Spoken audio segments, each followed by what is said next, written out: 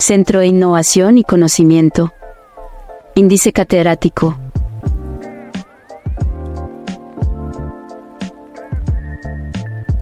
Y de Educación en Salud. Cordial saludo a todos. Desde el Centro de Innovación y Conocimiento Índice Catedrático y de Educación en Salud, nos alegra profundamente darle la bienvenida a este espacio de desarrollo profesional y personal. En IDE Educación en Salud, creemos en las personas y en su potencial. Por eso, trabajamos cada día para hacer el conocimiento accesible a todos, utilizando estrategias de enseñanzas innovadoras y flexibles que se ajuste a las necesidades de cada estudiante. En IDE, el conocimiento es libre como el viento y aprender es un derecho. Iniciamos la capacitación de hoy, con la participación del docente Pedro Campos Ayala, enfermero egresado de la Universidad de San Gil. Pedro se ha desempeñado como docente formando profesionales del área de salud, en donde se ha caracterizado por la integración de principios prácticos en las competencias teóricas que imparte. En su carrera profesional, ha trabajado en instituciones de prestigio como Hospital Regional de San Gil, donde se ha desempeñado en diferentes servicios. Los invitamos a vivir una experiencia única de aprendizaje. Por favor, mantengan los micrófonos apagados para una mejor experiencia y sigamos las indicaciones del docente para el desarrollo de las actividades. Bueno, entonces vamos a hacer aquí un pequeño resumen de las partes más importantes que vimos el día de ayer, que es pues como tal los hemocomponentes que se encuentran en la sangre.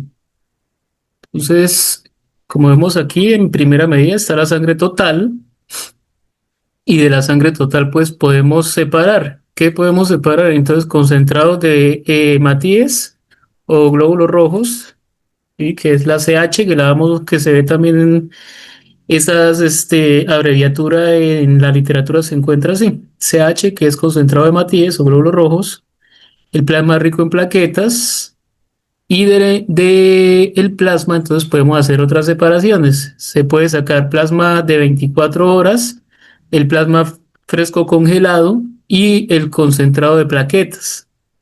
Y del plasma fresco congelado se pueden sacar crioprecipitados, y se pueden sacar proteínas como albúmina, globulinas y concentrados de factores de coagulación, que son hemoderivados también. Entonces, no solamente ayuda para reponer sangre, sino que se puede reponer específicamente algunos hemoderivados que están dentro del mismo tejido sanguíneo. Aquí vemos la composición. Entonces, en sangre, el cuerpo humano tiene 98%, el 8% de sangre y el 92% de otros fluidos y tejidos. Y ese sería el peso total del cuerpo. Total body weight, que sería peso total del cuerpo. Entonces, vamos a ver la composición de la sangre y el porcentaje por volumen. En plasma encontramos un 55% y otros elementos el 45%. Así es que se separa la sangre en el momento de pasar por una centrífuga o centrifugadora. En el plasma entonces vamos a encontrar porcentaje por peso. El 7% son proteínas, y de este 7%, el 57% son albúminas, que es la principal proteína de la sangre, globulinas, que vienen siendo un 38%, fibrinógeno, un 4%, y protrombina, un 1%. El 91% de ese plasma va a ser agua, y otros solutos, el 2%, y ahí tenemos pues el 100% del plasma. Y de los otros elementos, entonces, menos del 1% vienen siendo plaquetas, que ayudan en la parte de la coagulación. Leucocitos también vienen siendo el menos del 1%. Y de este 1%, encontramos que los neutrófilos están entre el 60 y 70%, los linfocitos entre el 20 y el 25%, monocitos entre el 3 y el 8%, eosinófilos entre el 2 y el 4%, y los basófilos entre el 0.5 y 1%. Entonces, de esta manera, viene siendo un 100% que componen el -1% de los leucocitos de la sangre y los eritrocitos o glóbulos rojos es más del 99% de estos elementos que componen como tal el tejido sanguíneo. Entonces, así es como está compuesta la sangre y pues es importante que sepamos, puesto que eventualmente en algún momento estaremos, por ejemplo, revisando un cuadro hemático, un hemograma, y puede que no tengamos la competencia de leer e interpretar un cuadro hemático, pero al menos sí de detectar alteraciones e informarlas inmediatamente al médico. En el marco normativo nacional, en Colombia la transfusión sanguínea está estrictamente regulada para garantizar la seguridad del paciente. ¿Por qué es importante la parte de seguridad del paciente cuando uno hace una transfusión de sangre? A ver quién me colabora aquí en el chat o si quieren hablar. Porque es importante la seguridad del paciente cuando transfundimos sangre. Ayer lo habíamos hablado así como a grosso modo. ¿Qué decía?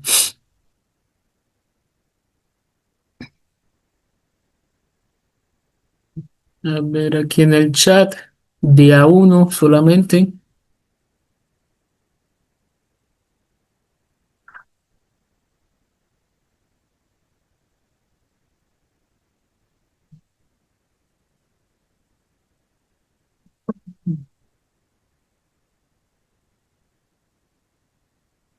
Entonces, la pregunta es, ¿por qué es importante la seguridad del paciente cuando transfundimos hemoderivados? Puede ser sangre total, glóbulos rojos empaquetados, plasma, plaquetas, en fin, ¿por qué es importante? A ver, ¿quién me ayuda?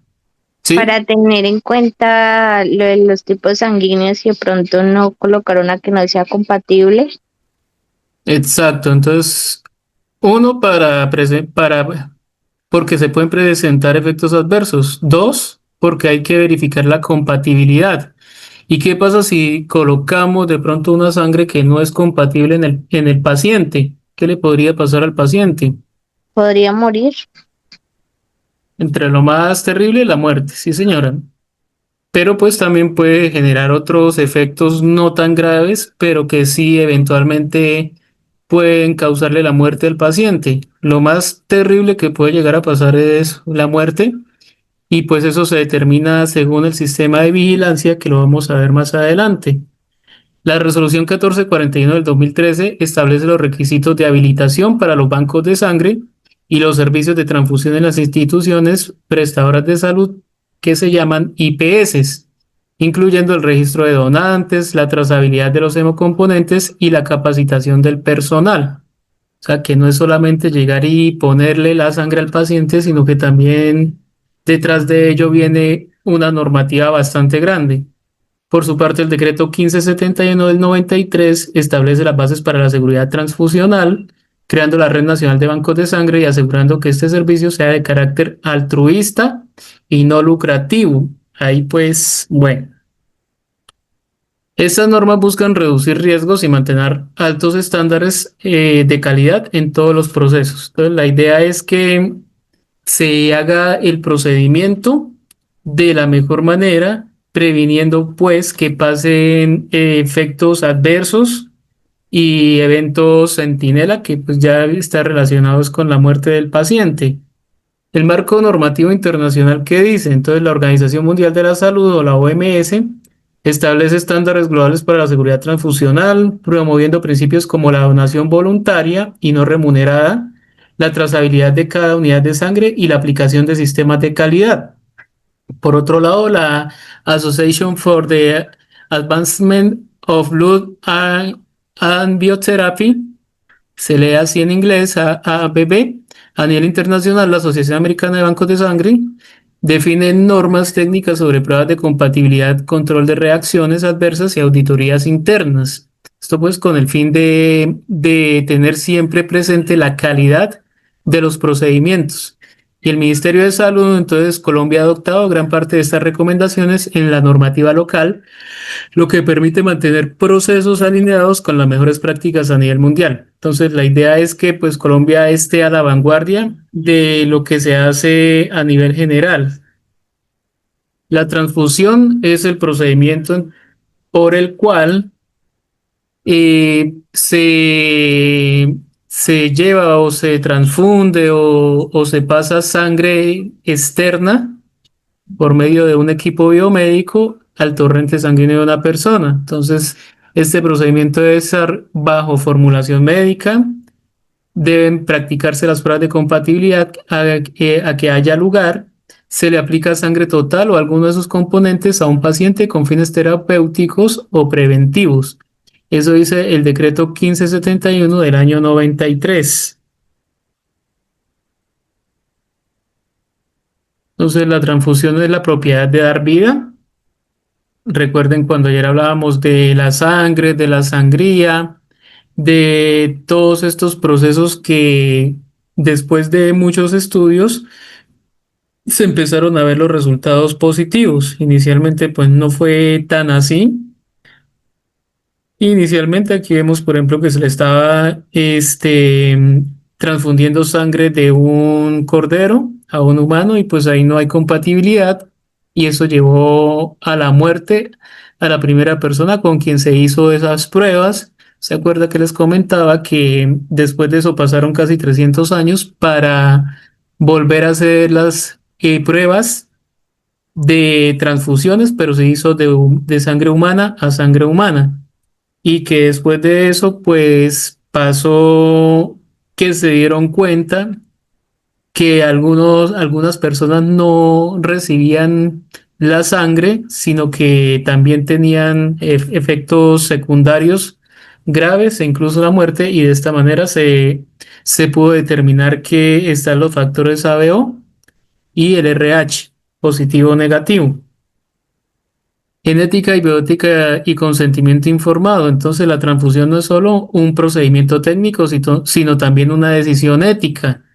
Los principios de autonomía, beneficencia, no maleficencia, justicia deben estar presentes en todo momento. En situaciones de emergencia, la normativa colombiana permite realizar transfusiones sin consentimiento previo, priorizando la vida del paciente, pero siempre documentando la situación. ¿Qué quiere decir esto? Que si, ejemplo, yo trabajo en unas urgencias y me llegó un paciente politraumatizado con pérdida de sangre y requiere transfusión, se puede hacer el procedimiento sin consentimiento informado, pero hay que documentar todo el contexto de la situación.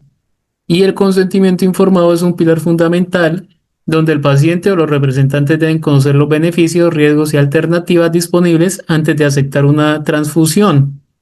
Entonces, a nivel mundial sabemos que existen grupos poblacionales que no reciben transfusiones de sangre. ¿Cuáles serán esos grupos poblacionales que no reciben transfusiones sanguíneas? Mayormente son de tipo religioso. Muy bien, son religiosos y entonces entre ellos encontramos a los testigos de Jehová. Entonces, para eso vamos ahorita a hacer un pequeño paréntesis, puesto que esto no es solamente aquí en Colombia, eso es a nivel global. Los testigos de Jehová no permiten que se les transfunda sangre porque pues sus creencias como tal no lo permiten. La solicitud de transfusión e identificación del paciente, entonces debe haber una orden de transfusión. Esta orden es de responsabilidad del médico únicamente. ¿Qué pasa en esos casos? Ya miramos. En el caso de que no se pueda transfundir sangre. La orden es responsabilidad médica del médico tratante, deberá ser adecuadamente llenada con letra legible por parte del médico y luego deberá anotar en la historia clínica del paciente la indicación de la transfusión y los motivos por los cuales se indica. Entonces, ejemplo, el paciente requiere glóbulos rojos empaquetados.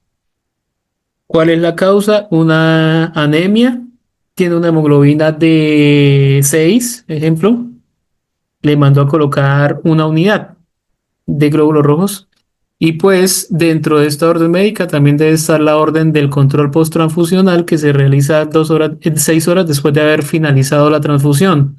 Se deberán solicitar entonces los laboratorios pertinentes pre y post, y los pre pues ya vamos a ver ahorita cuáles son.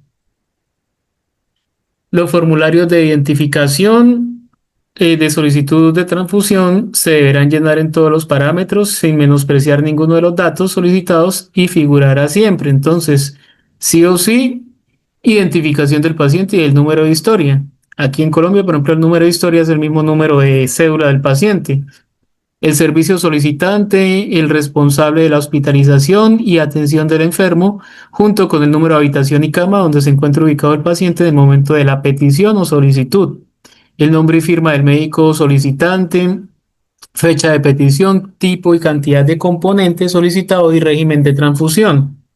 En las reservas para intervención quirúrgica, fecha y hora de la intervención. Entonces, caso tal, el paciente va para cirugía el día de mañana, posiblemente hay que transfundir, entonces desde hoy se hace la reserva de los, ejemplo, glóbulos rojos o sangre total, se hace la reserva el día de hoy y se coloca la fecha y la hora de la intervención quirúrgica que será el día de mañana, de tal manera que en el laboratorio pues puedan organizar y tengan listo estos hemoderivados o hemocomponentes para el momento en que se requiera.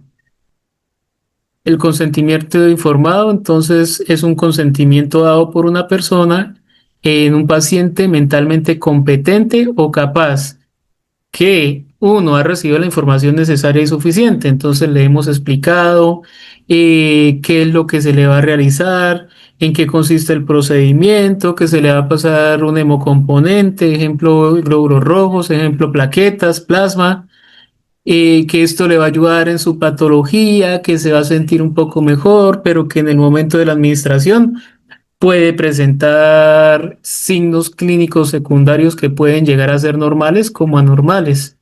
Todo eso hay que explicarle a la persona que va a recibir el tratamiento, y si la persona no es competentemente eh, en su capacidad mental, pues se le explica al familiar. Tenemos que verificar que la persona o el familiar haya entendido toda la información que se le ha brindado, de tal manera que cuando firmen el consentimiento, después no estén diciendo que no se les explicó. Se ha llegado a una decisión después de analizar la información sin haber sido sometida a coerción, influencia indebida, persuasión o intimidación alguna. Entonces, la idea por ejemplo, de una transfusión no es coaccionar a la persona, no es persuadirla, ni mucho menos intimidarla, sino hacerle saber cuáles son los riesgos y beneficios que trae como tal ese manejo. Entonces es importante tener eso en cuenta. Ejemplo, que nos llegó un paciente testigo de Jehová que es joven, que tiene, por ejemplo, 17 años, que la familia no quiere transfundirla porque es que mi religión no me lo permite, etcétera, etcétera. No podemos hacer comentarios como va a dejarlo morir por una religión, hacer sentir mal a la persona, hacer sentir que lo que está haciendo no es lo debido, puesto que estamos entrando en otros terrenos que son ya los terrenos religiosos. ¿Sí? El paciente y los familiares deberán ser informados de las ventajas e inconvenientes de la transfusión y se requerirá la firma de un documento de consentimiento en el cual deberá quedar registrado junto con la decisión clínica de transfundir en la historia clínica del paciente. Entonces, todo esto se hace tanto nota médica como nota de enfermería.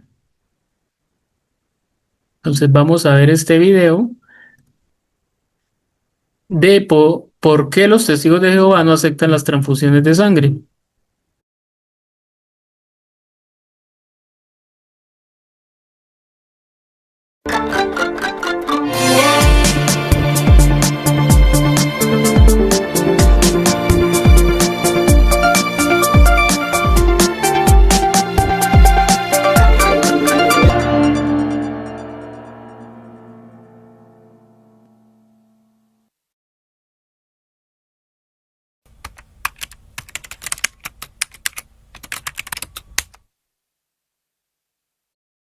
Dentro de las doctrinas morales, ellos también tienen ciertas prohibiciones y ciertas restricciones como los adventistas, pero digamos que la prohibición que más ha generado polémica y que más impresión ha causado de todas es el tema de las transfusiones de sangre.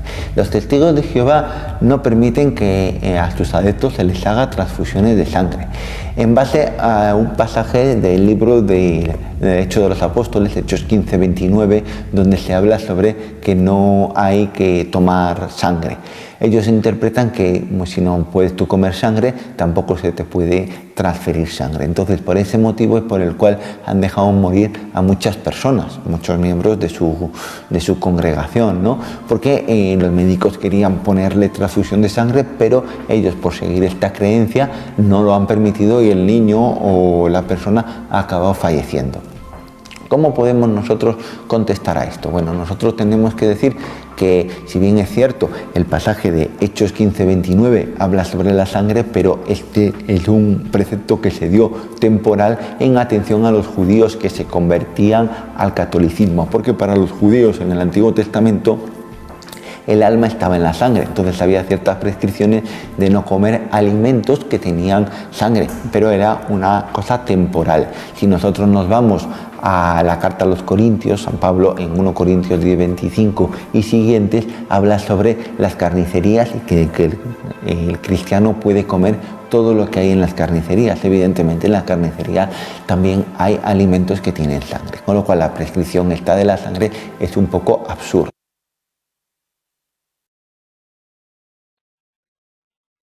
Bueno, ahí vemos el concepto que tiene una persona pues experta en el tema de sectas y religiones. Y pues igual, digamos que llegamos a lo mismo. O sea, él piensa según sus estudios que es algo absurdo, pero pues es algo que también religiosamente tienen arraigados los testigos de Jehová. Entonces, ante eso, pues nosotros no podemos llegar a entrar en conflicto.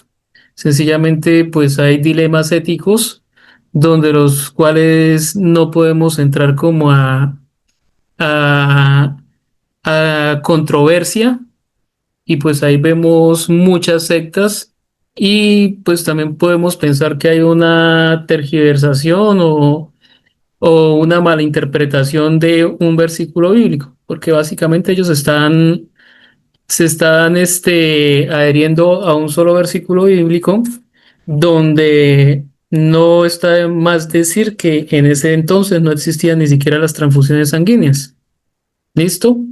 Pregunta a alguien aquí, ¿qué hacer en esos casos? ¿Qué pasa en esos casos? Se trata, uno, de mantener la bulimia sanguínea con otros derivados, con medicamentos, pero en realidad no es tan fácil. Eso generalmente lo hace el médico, quien es el que ordena, por ejemplo, colocarle albúmina, que es es la proteína principal de la sangre. Se le coloca al paciente albúmina intravenosa, pacientes que tienen una anemia severa, ferropénica, entonces se le dan diferentes medicamentos, o pacientes que no hacen hematopoiesis, entonces se les coloca un medicamento que se llama eritropoyetina. En fin, hay otros manejos, pero pues son un poco más demorados y de todas maneras corren riesgo la vida del paciente.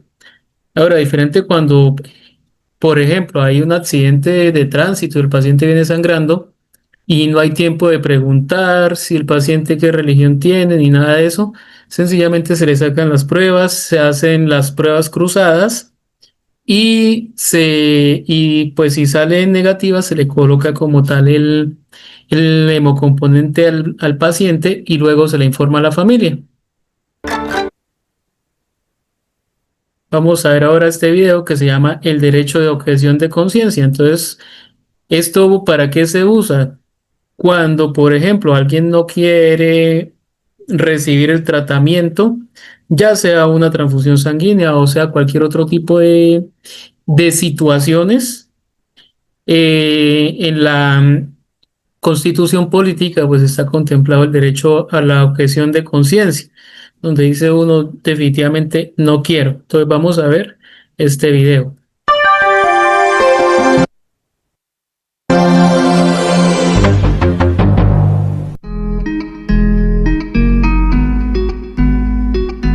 El derecho a la objeción de conciencia en un minuto. El derecho a la objeción de conciencia permite al individuo oponer el cumplimiento de un determinado deber jurídico por considerar que tal cumplimiento vulneraría aquellas convicciones personales generadas a partir del criterio de conciencia y que pueden provenir, desde luego, de profesar determinada confesión religiosa o la negativa al servicio militar obligatorio. Así, la objeción de conciencia tiene una naturaleza estrictamente excepcional, ya que en un Estado social y democrático de derecho que se constituye sobre el consenso expresado libremente, la permisión de una conducta que se separa del mandato general e igual para todos no puede considerarse la regla, sino antes bien la excepción, pues de lo contrario, se estaría ante el inminente e inaceptable riesgo de relativizar los mandatos jurídicos.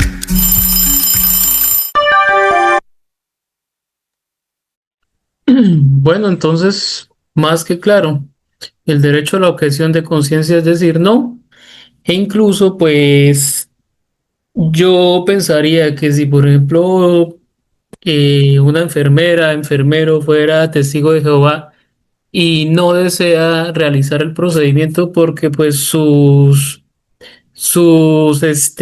creencias no lo permiten, pensaría que también aquí cabe como tal el derecho de objeción de conciencia, donde él dice, no, pues no, igual que por ejemplo cuando llega una persona que quiere hacer una interrupción voluntaria del embarazo y el ginecólogo tratante dice, no, no lo voy a hacer porque pues no me siento bien moralmente ni éticamente y pues es respetable. Entonces hay que buscar otras opciones, o sea, otro médico que realice ese procedimiento.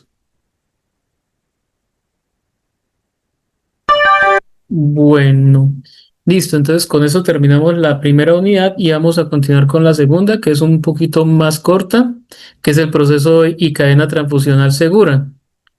Entonces todo ese proceso se hace desde que se selecciona un donante o hay una donación voluntaria, o sea, cualquiera de los que estamos aquí, yo creo que todos en algún momento de la vida habremos donado al menos una vez sangre. La extracción, la verificación de la sangre que donamos, el procesamiento, que es todo lo que tiene que ver con la cadena transfusional y la preparación de componentes, el almacenamiento, la distribución, hasta que llegue al receptor, que es como tal la transfusión y el seguimiento clínico. Entonces, en la solicitud, selección y validación de hemoderivados, la transfusión de componentes sanguíneos es un procedimiento de alto riesgo que requiere una orden médica justificada, esperando el tipo de componente, volumen y velocidad. Entonces, lo que les decía, o sea, no se debe pasar tan rápido, pero tampoco tan lento.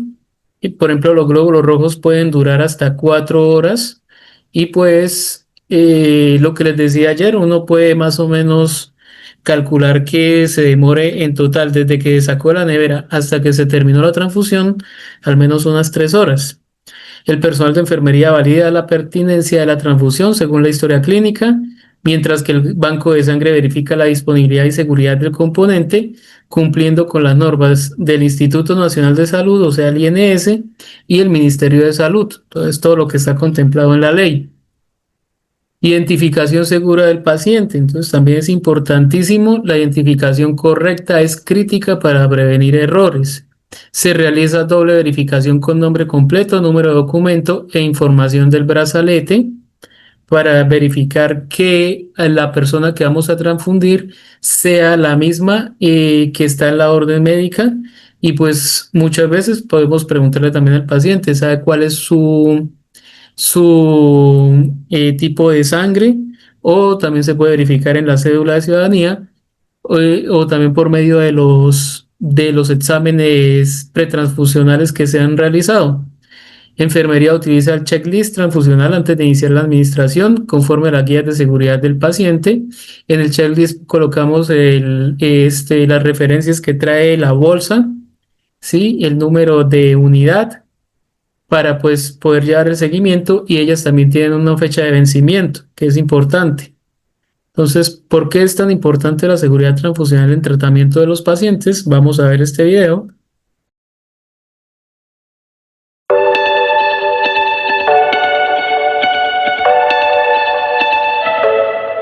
Hola, mi nombre es Joana Montes, gerente de producto de la línea Banco de Sangre en Anar Health Technologies.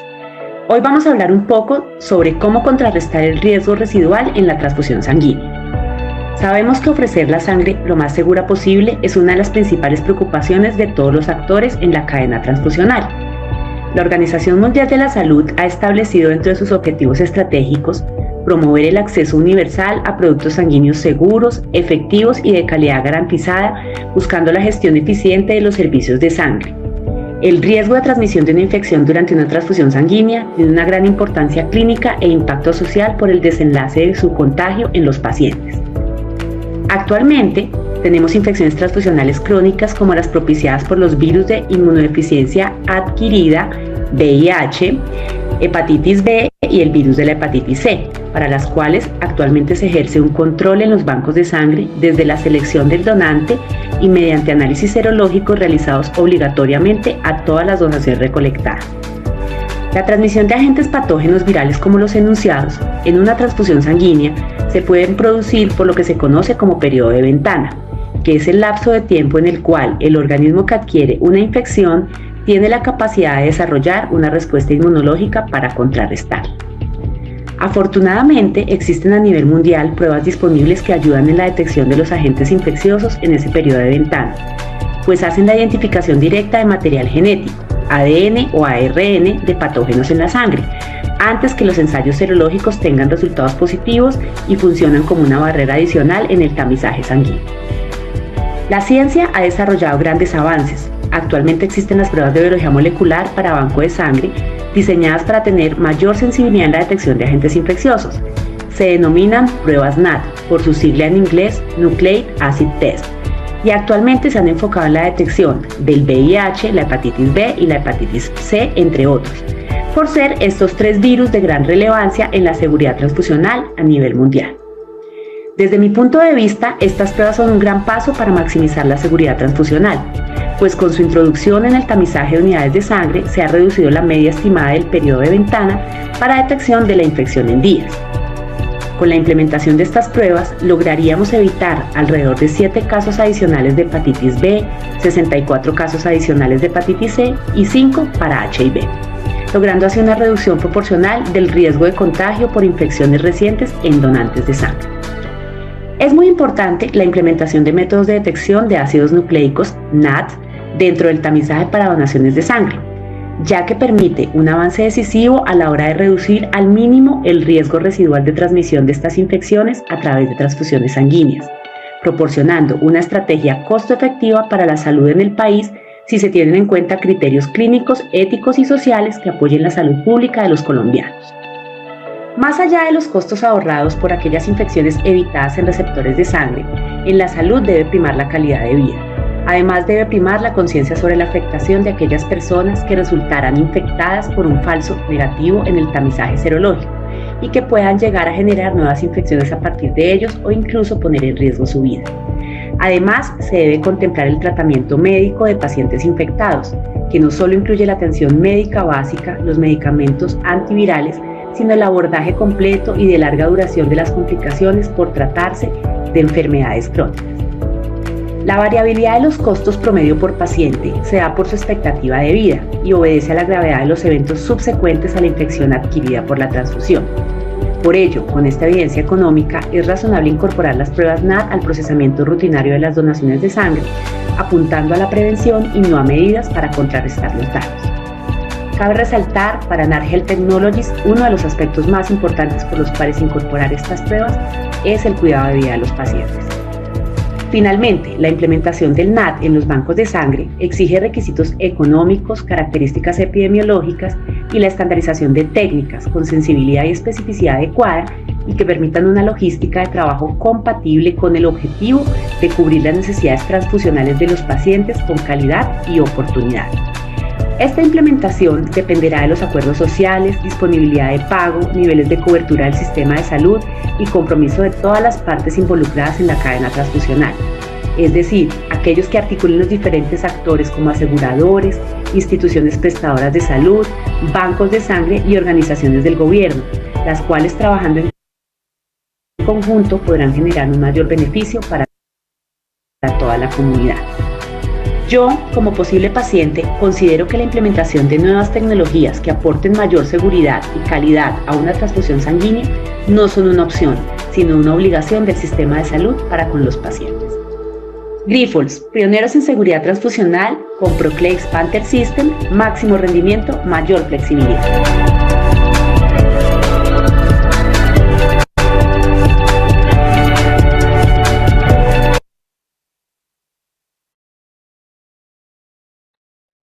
Bueno, entonces, bueno, aquí hay un comentario interesante, dice, esa parte nunca se ve, esa parte humana no se ve nunca. ¿A qué se refiere Damaris?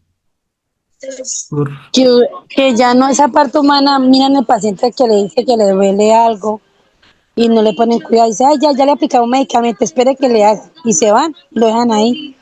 Eso acá en el Mm, hospital donde se ve, en las clínicas, en todos lados, que no tienen empatía con el paciente. sí, en realidad, pues, digamos, casi en general se podría decir, lamentablemente, pasa mucho más de lo que uno pensaría. Hay poca empatía y pues hay varios factores que hacen que esas cosas sucedan. Por ejemplo, los malos pagos, incluso los pagos atrasados, la misma cantidad ocupacional de las clínicas, la sobrepoblación, todo eso hace que se vaya perdiendo todo lo que es el tema de la humanización. Entonces escuchamos, por ejemplo, hospitales y IPS que tienen la mejor tecnología, pero al mismo tiempo tienen el peor talento humano. O sea, personas que en realidad o trabajan por la plata o sencillamente, no sé, trabajan porque será por necesidad, ¿sí? Pero sí, es una realidad pues triste que se vive y yo pensaría que no es solamente aquí, eso pasa en todo el mundo. Bueno, entonces dentro de los agentes patógenos implicados en una transfusión sanguínea está el VIH. ¿Sabías que en Bogotá, en el último semestre del año 2022, perdón, en Colombia, solo en Bogotá se reportaron 2.373 casos confirmados por el VIH? Entonces, en la atención en salud debe primar la calidad. Por ejemplo, la tecnología NAT, que es lo que habla el video, es súper importante porque pues ayuda a cuidar lo más importante que es la vida de los pacientes. Entonces, antiguamente era bastante, solía pasar esto de que el paciente resultó con VIH y tiene antecedentes de que fue transfundido. Entonces, lo que pasó fue que en una de esas transfusiones el paciente adquirió el virus y eventualmente se lo descubrieron por otra causa. Entonces, pues terrible cuando pasa una cosa de esas, son cosas que no deberían pasar. Entonces, dentro de la seguridad de la transfusión, no es solamente que el paciente se me pueda morir, sino que también pues adquiere algún tipo de agente patógeno. Esto pues no es tanto ya culpa del personal de enfermería, sino es responsabilidad directa del laboratorio donde hacen las pruebas como tal. Entonces, las pruebas pretransfusionales y la compatibilidad sanguínea.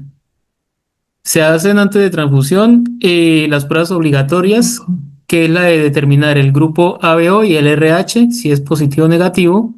Las pruebas de Kunz directa e indirecta. Entonces, el Kunz directo lo que va a buscar son antígenos en la superficie de los glóbulos rojos y las indirectas lo que van a buscar son los antígenos, pero en el plasma, si hay antígenos sueltos.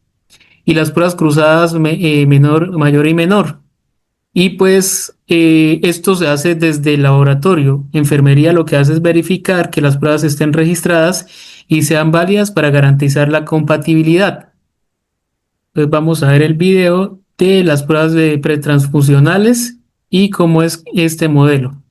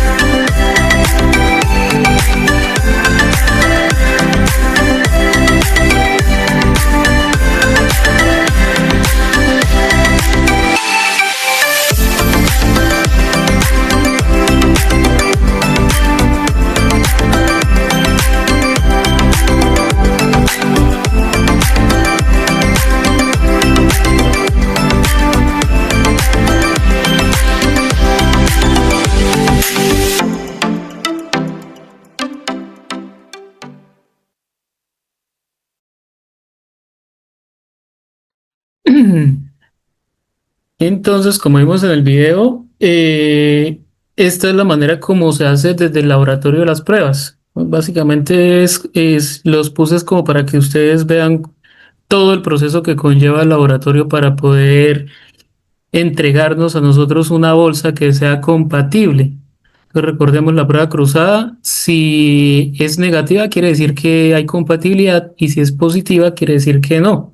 En ese caso es una sangre que, como vimos ahí en las imágenes, la sangre se daña al tener contacto con otro tipo, se aglutinan los glóbulos rojos y se forma como una especie de coágulo.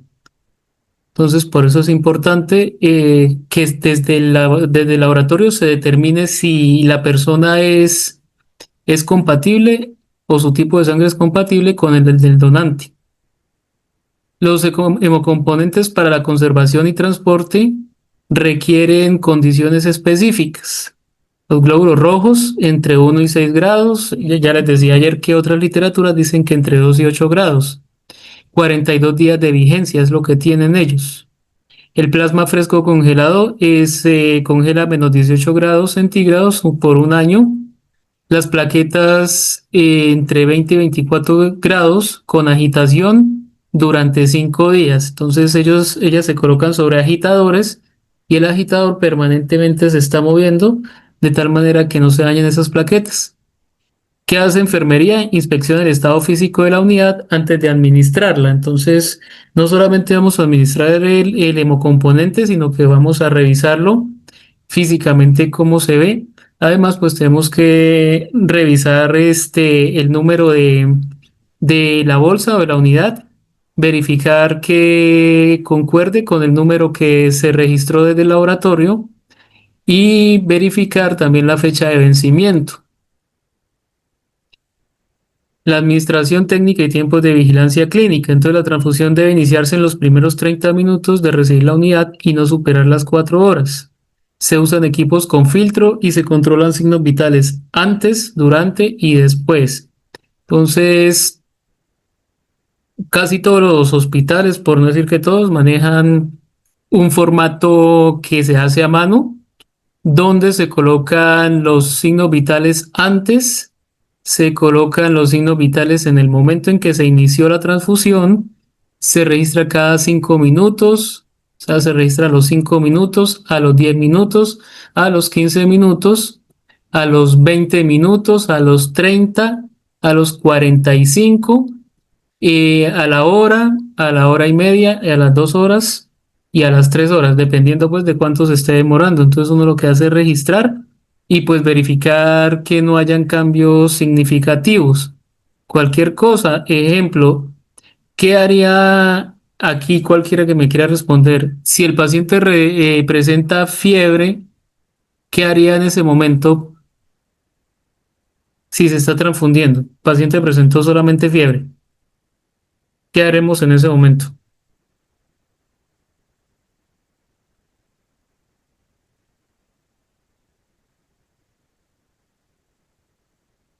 A ver, alguien que me ayude aquí por el chat o alguien que quiera hablar. Si está transfundiendo un paciente y el paciente presenta fiebre, ¿qué podemos hacer?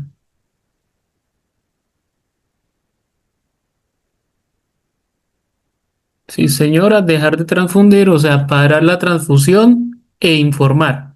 ¿Mm? El médico determinará si continuamos, si esperamos o si suspendemos del todo esa transfusión. Esa es una decisión médica, eso no lo hacemos nosotros como enfermeros. No se trata la fiebre como tal, solamente se para la transfusión y se informa al médico y el médico nos indicará qué vamos a hacer como tal. ¿Listo? Porque pues aquí estamos hablando que no es una fiebre secundaria a algún agente, sino ya es específicamente a la transfusión. Muchas veces uno para la transfusión y a los 5 minutos el paciente ya tiene otra vez una temperatura normal. Entonces, a veces el médico dice, bueno, jefe, paremos la transfusión, esperamos 10 minutos, tomamos signos vitales y miramos qué hacemos. Entonces, eso sí está sujeto bajo la vigilancia médica. ¿Listo? Ante reacciones adversas, entonces lo que dice aquí, se suspende la transfusión y se notifica al comité transfusional. Entonces ya estamos hablando de reacciones adversas, que el paciente pues presentó una dificultad respiratoria severa, un problema cardíaco grave, ¿sí? Que son ya reacciones adversas. De eso vamos a hablar el día de mañana. Está el sistema de hemovigilancia y cadena transfusional integral. Entonces, la hemovigilancia supervisa todo el proceso desde que se dona la sangre hasta que se hace el seguimiento post-transfusión. Enfermería registra eventos, reporta incidentes y garantiza la trazabilidad mediante formatos y protocolos institucionales. Entonces, lo que les decía, cada institución, cada IPS tiene sus protocolos. Ellos vienen sujetos a lo que dice la ley, el Instituto Nacional de Salud, el Ministerio de Salud, y pues se adaptan a cada institución como tal. Dentro de los conceptos de hemovigilancia es todo el conjunto de procedimientos organizados de vigilancia de la práctica transfusional en el contexto de un país y en la cadena transfusional. Se inicia desde la donación, pasa por la aplicación del componente sanguíneo y termina en el retorno y uso de datos acumulados en el proceso. Entonces, el centro de transfusión está la promoción de donación de sangre, entonces es lo que hacen los bancos de sangre, selección del donante, la extracción. En la selección del donante, pues si alguien ha donado sangre aquí, sabe que cuando va a ir a donar sangre le hacen a uno una entrevista para mirar antecedentes médicos, entre ellos importante el peso de la persona, debe pesar más de 50 kilos, preferiblemente que no tenga enfermedades de base, algunas, sobre todo, por ejemplo, enfermedades de transmisión sexual. En ese caso, por ejemplo, una enfermedad de transmisión sexual puede transferirse por la sangre, entonces es un candidato que no es apto. Diabéticos generalmente no son aptos, pacientes que hayan tenido cáncer no son aptos, pacientes con Chagas, muy bien, tampoco. Dice, o sea, que el cuerpo puede reaccionar a una transfusión, sí, claro que desde luego. Una persona puede reaccionar bien o puede reaccionar negativamente. Eso pues depende también de cada cuerpo y cada metabolismo. Entonces hay que tener en cuenta que no todos los pacientes reciben la sangre bien, sin reacciones, pero la mayoría sí la toleran súper bien. Entonces son más pocos los pacientes que hacen reacciones que los que no las hacen. ¿Listo? Pacientes con dengue obviamente no pueden, no pueden ser donantes, pero sí pueden ser receptores debido a que pues el dengue genera condiciones clínicas que lo ameritan. Se hace el análisis de la sangre donada. De igual manera, se verifica que no hayan virus de inmunodeficiencia humana, o sea, VIH, que no haya hepatitis B, hepatitis C, sífilis, ¿sí? Después de ese análisis, si la sangre pasa por todos esos filtros, entonces continúa la preparación de los componentes y se hace el almacenamiento y la distribución de los hemocomponentes. Si durante el análisis de la sangre donada se encuentra algún agente patológico, esa sangre pues se elimina, ¿sí? Porque pues no es una sangre que no va a servir. Después del almacenamiento y la distribución, entonces viene el servicio de transfusión como tal. Se hace la correcta prescripción de la sangre, se hacen las órdenes médicas de los exámenes transfusionales, se hace la selección de componentes a transfundir, se hace la transfusión de componentes y el seguimiento del receptor. ¿Cuántos años tiene que haber pasado para poder donar? Una persona puede donar, si es de sexo masculino, cada 3 meses, si es de sexo femenino, cada 4 meses. Ahora, hay algunos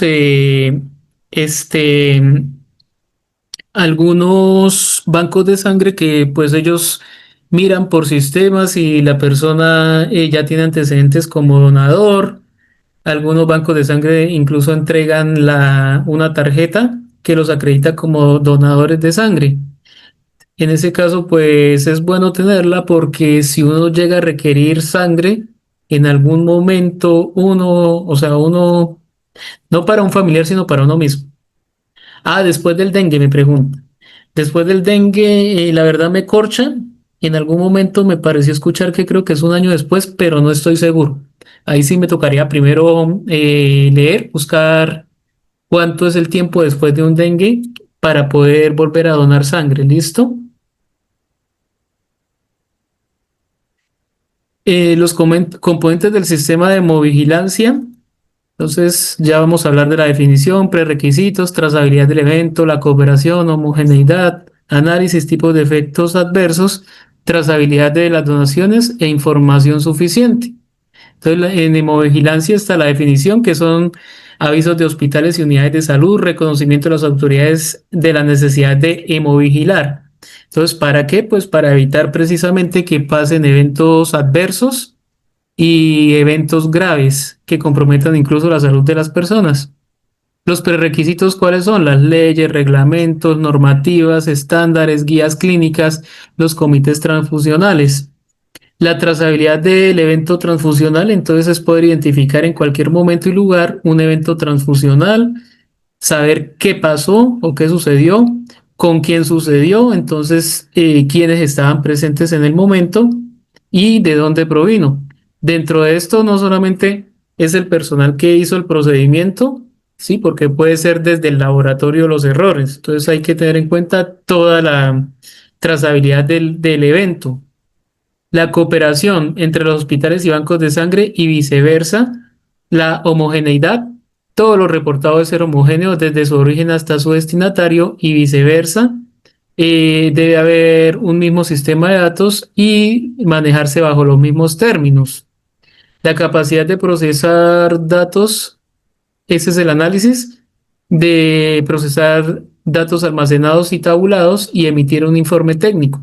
Entonces es importante pues que haya un análisis de datos para poder desde esos datos saber qué pudo haber sucedido en el momento en que haya algún tipo de evento grave. Tipos de efectos adversos. Entonces, hay un sistema de clasificación de efectos adversos. Ya lo vamos a ver de qué fue lo que pasó. La trazabilidad de donaciones, el poder identificar las unidades y hemocomponentes desde su origen, o sea, desde el donante. Ejemplo, yo doné sangre estamos el día, bueno, 17 de julio, que fue la semana pasada, y ahí puse mis datos, dirección real, número telefónico real. ¿Para qué? Pues para poder identificar desde su origen quién fue la persona que donó. E información suficiente, datos suficientes y útiles desde la donación y desde la transfusión. Entonces debe haber información suficiente tanto del donador como del receptor. Entonces, si alguien ha tenido en sus manos una bolsa de donación de sangre, encontrará que en esa bolsa está el número de identificación del donante. Caso tal. ¿Para qué? Pues para poder determinar en el momento en que haya algún tipo de reacción, saber quién fue la persona que donó esa sangre. En la escala de severidad de una reacción adversa transfusional, entonces en 0 me indica que no hay signos de reacciones adversas, que pues sería lo ideal. 1, signos inmediatos con resolución total. 2, reacción inmediata con afectación de signos vitales. Entonces, que el paciente le dio taquicardia, que le dio fiebre, que le dio hipertensión o que le dio hipotensión. Morbilidad tardía, o sea que hubo una enfermedad pero se identificó tardíamente. O 4 sería muerte del paciente. En cuanto a la escala de imputabilidad, entonces 0 sería que no está relacionado. 1, posible o aparentemente asociado a la transfusión. 2, probable, efecto no explicado. Y 3, seguro que el efecto adverso fue por la transfusión. Entonces, aquí pues, dependiendo de el número que se le dé en la escala, estamos identificando las probabilidades o no probabilidades de que el evento esté relacionado a la transfusión sanguínea. Y la escala según la OMS, en primer grado o grado 1, hay ausencia de cualquier amenaza de muerte. En grado 2 hay morbilidad a largo plazo, o sea que a largo plazo hubo algún daño que le generó al paciente. En grado 3, por ejemplo, morbilidad a largo plazo, que después de la transfusión el paciente adquirió VIH. Esa podría ser una morbilidad a largo plazo. Grado 3, amenaza de muerte de forma inmediata. Y grado 4, muerte del paciente. ¿Listo? Entonces, de esta manera es como encontramos la escala de severidad en un evento según la vigilancia que se hace o la hemovigilancia que se hace en los pacientes transfundidos. Entonces, de esta manera, pues llegamos hasta aquí el día de hoy para mañana continuar con la parte clínica, los eventos adversos que se pueden encontrar, los efectos relacionados a la transfusión o efectos secundarios relacionados a la transfusión sanguínea y pues qué podemos encontrar, cuáles son los riesgos que el paciente tiene y pues cómo podemos llegar nosotros a identificarlos y a mitigarlos. ¿Listo? Entonces, así pues quedamos hasta el día de hoy. Queridos participantes, hemos llegado al final de esta enriquecedora capacitación en el Centro de Innovación y Conocimiento Índice Catedrático y de Educación en Salud. Quiero agradecerles profundamente por su compromiso y participación activa. Su dedicación no solo enriquece su aprendizaje, sino que también fortalece el propósito de nuestra misión, brindar formación continua y de alta calidad que se adapte a las necesidades del sector salud y de la comunidad en general. Nuestra promesa es seguir innovando y ofrecer formación de calidad, garantizando que cada uno de ustedes esté preparado para enfrentar los retos de su profesión con excelencia y empatía. Estamos comprometidos a ser su aliado en este camino de formación continua. Su éxito es nuestra mayor satisfacción. Para temas académicos, capacitaciones, cursos y certificaciones, comunicarse al 321-316-2248. Gracias por confiar en nosotros. Los espero en nuestras próximas capacitaciones. Hasta pronto.